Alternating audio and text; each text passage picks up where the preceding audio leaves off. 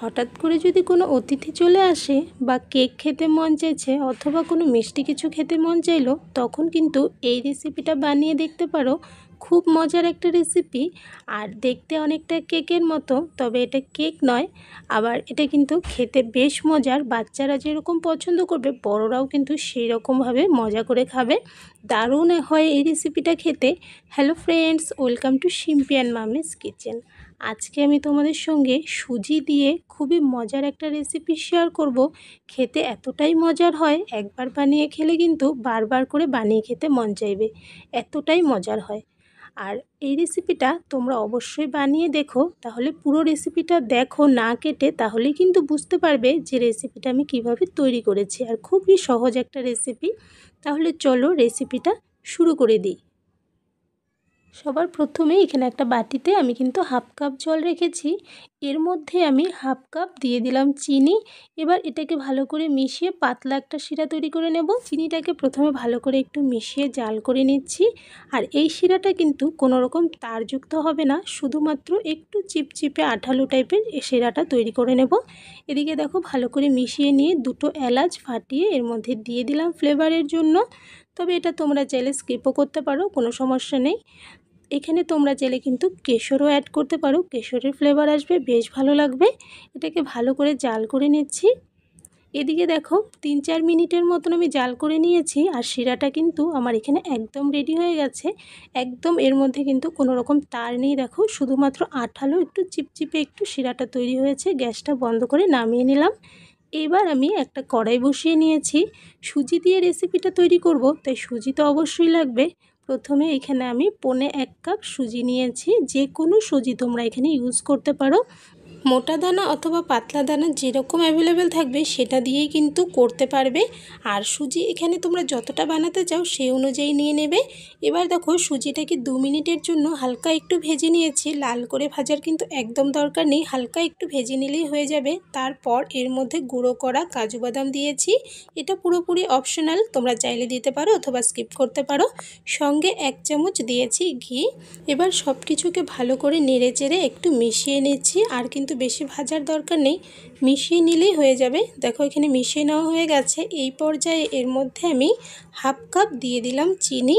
চিনিটা অবশ্যই টেস্ট অনুযায়ী তোমরা কম বেশি করে নেবে।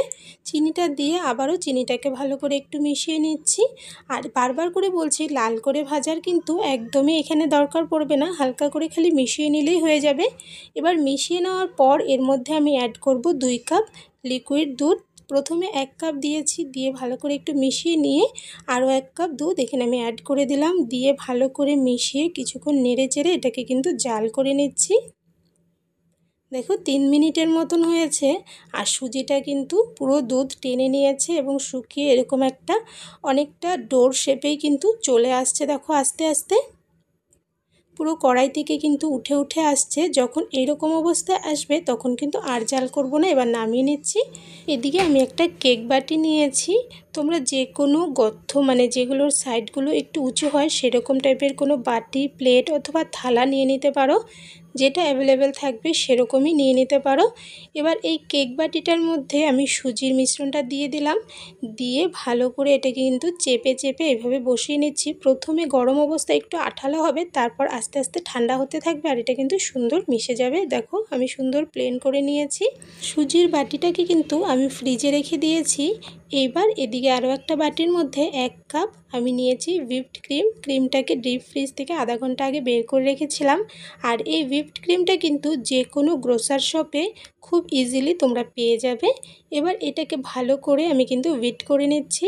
এখানে আমি ইলেকট্রনিক বিটার ইউজ করছি, তোমরা এটা না থাকলে হ্যান্ড বিটার দিয়েও করতে পারবে, সেক্ষেত্রে একটু সময় লাগে, তবে সেক্ষেত্রেও কিন্তু খুব ভালো হবে। এবার এর মধ্যে ফ্লেভারের জন্য অল্প ভ্যানিলা এসেন্স ইউজ করেছি, তোমরা চাইলে এটা স্কিপ করতে পারো। এটাকে ভালো করে এবার বিট করে নিচ্ছি। প্রথমে কিন্তু আমি লো স্পিডে 1 মিনিটের মতন বিট করেছি, তারপর হাই স্পিডে আরও 3-4 মিনিট বিট করে নিয়েছি। এবার এদিকে সুজিটাও কিন্তু আমি ফ্রিজ থেকে বের করে নিলাম। আর এটা কিন্তু এখন পুরোপুরি ঠান্ডা হয়ে গেছে। পুরোপুরি ঠান্ডা হওয়ার পরই কিন্তু সুজির উপরে ক্রিম লাগাবে। গরম অবস্থায় যদি লাগাও সেক্ষেত্রে কিন্তু ক্রিমটা গলে গলে যাবে, ভালো হবে না, তাই এখানে ঠান্ডা করে তার উপরে ক্রিমটা দেবে। আমি ক্রিম দিয়ে সমান করে নিয়েছি, উপর থেকে সাইড করে আমি আম দিয়েছি, পাকা আম ছোটো ছোটো করে কেটে সাজিয়ে নিয়েছি। এটা অপশনাল, ডেকোরেটিংটা তোমাদের পছন্দ মতো তোমরা যে কোনো কিছু দিয়ে করে নিতে পারো। আর মাঝখানটায় আমি কিছু কাজু এবং পেস্তা কুচি দিয়ে সাজিয়ে নিলাম এইভাবে করে। এই রেসিপিটা তোমরা অবশ্যই একবার বানিয়ে দেখো, আশা করছি ভালো লাগবে। আর রেসিপি কেমন লাগলো অবশ্যই কিন্তু কমেন্টসে জানিও। ভালো লাগলে লাইক করো, শেয়ার করো বন্ধুবান্ধবদের সঙ্গে।